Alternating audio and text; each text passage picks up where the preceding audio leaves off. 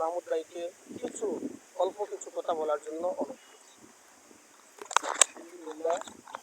আলহামদুলিল্লাহ والسلام على عباده الذين اصطفى أما بعد أعوذ بالله من الشيطان الرجيم بسم الله الرحمن الرحيم اقرأ باسم ربك الذي خلق صدق الله مولانا العظيم আলহামদুলিল্লাহ আল্লাহর মেহেরবানি আল্লাহর অশেষ শুকরিয়া জ্ঞাপন করি যে আল্লাহ পাক রব্বুল আলামিন আজকে একটা মহৎ কাজে আমাদেরকে শরীক করেছেন, আমাদেরকে এখানে আসবার এবং এই মহৎ কাজে উদ্যোগে কাজটা সম্পূর্ণ করার উদ্দেশ্যে এখানে আসবার, কিছু কথা বলবার এবং শুনবার তৌফিক দান করবেন। আলহামদুলিল্লাহ। আমি আপনাদের সামনে একটা আয়াতে কারিমা তেলাওয়াত করেছি। এই আয়াতে কারিমা আল্লাহ পাক রব্বুল আলামিন ইসলামের শুরুতে কোরআনের শুরুর আয়াত হিসেবে সর্বপ্রথম রাসূলুল্লাহ সাল্লাল্লাহু আলাইহি ওয়াসাল্লাম যখন গারে হেরায় ধ্যানরত অবস্থায় ছিলেন, আল্লাহ পাক রব্বুল আলামিন আয়াত নাযিল করলেন, ইকরা বিসমি রাব্বিকাল্লাযী খলাক। এই আয়াত সর্বপ্রথম আয়াত। এর অর্থ কি? ইকরা, আপনি পড়ুন, বিসমি রাব্বিকাল্লাযী খলাক, ওই প্রভুর নামে পড়বেন যিনি প্রভু আপনাকে সৃষ্টি করেছেন। এই আয়াতের অর্থ। আল্লাহ পাক রব্বুল আলামিন ওহীর শুরুতে, কোরআনের শুরুতে আল্লাহ রাসূলের কাছে নামাজের আদেশ নিয়ে আসেন। রোজার কথাও আল্লাহ পাক রব্বুল আলামিন বলে নাই। আল্লাহ পাক রব্বুল আলামিন হজ যাকাতের কথাও বলে নাই। আল্লাহ কি বললেন? ইকরা, পড়ুন। সর্বপ্রথম কথা আদেশ করলেন পড়তে, নামাজের আদেশ দেয় নাই, রোজার আদেশ দেয় নাই, হজের আদেশ দেয় নাই, যাকাতের আদেশও দেয় নাই। আদেশ করলেন ইকরা, পড়ুন। আপনি কি পড়বেন? বিসমি রাব্বিকাল্লাযী খলাক, ওই আল্লাহর নামে পড়বেন, ওই প্রভুর নামে পড়বেন যিনি আপনাকে সৃষ্টি করেছেন। এই আয়াত থেকে মুফাসসিরে কেরাম তাফসীরের মধ্যে অনেক ব্যাখ্যায় লিখছেন। তার মধ্যে এর উদ্দেশ্য হলো আল্লাহ পাক রব্বুল আলামিন পড়ার আদেশ শুরুতে কেন করলেন, নামাজের আদেশ না দিয়ে, রোজার আদেশ না দিয়ে? উদ্দেশ্য হলো বান্দা না পড়লে, না জানলে তো ইবাদত করতে পারবে না। সুতরাং পড়াটার আগে প্রয়োজন, আমার জানা আগে প্রয়োজন। নামাজ পড়বো কিভাবে, নামাজে কি কি পড়তে হবে এটা তো আমাকে জানতে হবে। বোঝা গেল পড়ার গুরুত্ব খুবই বেশি।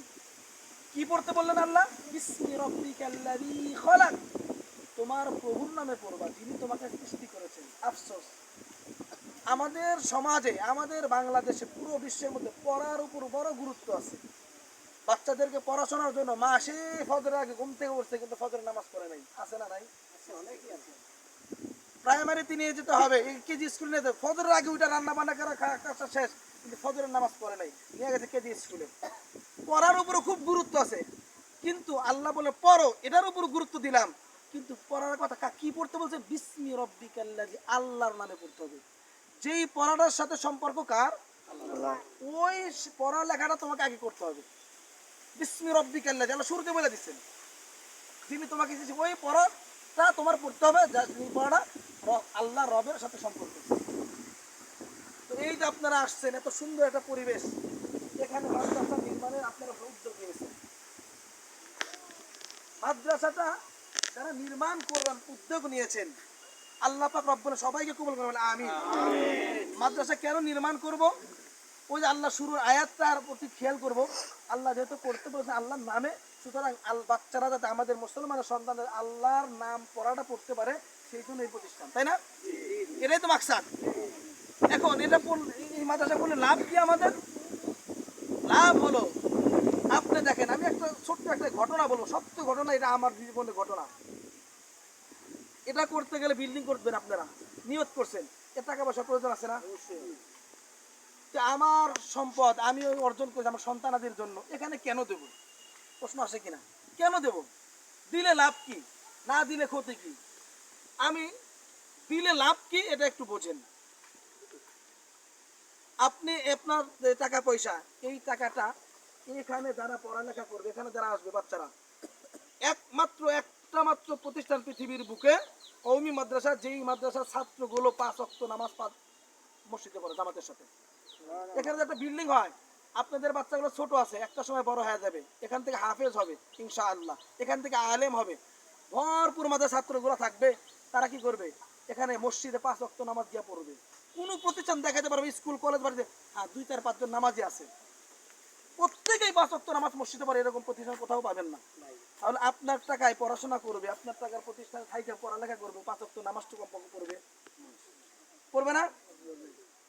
আরেকটা কাজ, আপনি যদি মাদ্রাসায় দান করেন, লাভ কি? সদকায়ে জারিয়া হবে। এই বাচ্চারা যতদিন পড়ালেখা করবে, ও পড়ালেখা শেষ করতে হাফেজ হয়েছে, আলেম হয়েছে, ও আরেকটা বাচ্চাকে পড়াবে, ও আরেকটা তার ছাত্র তার ছাত্রকে এইভাবে পড়াইতে পারে, কিয়ামত পর্যন্ত তার ছাত্র থাকবে।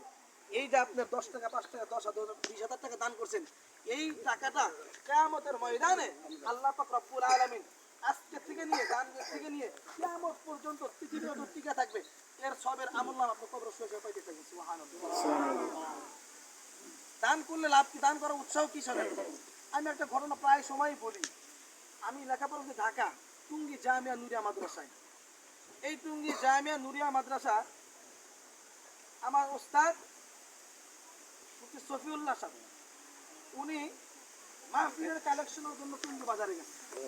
একজন বড় ব্যবসায়ী হাজি সাহেবকে ধরছে, হাজি সাহেব মাহফিলের প্যান্ডেল বাবদ যা খরচ হবে এটা আপনার কাছে আপনার করলাম, এটা আপনি বহন করবেন। প্যান্ডেলের খরচ 50,000 টাকা, এটা আপনি বহন করবেন।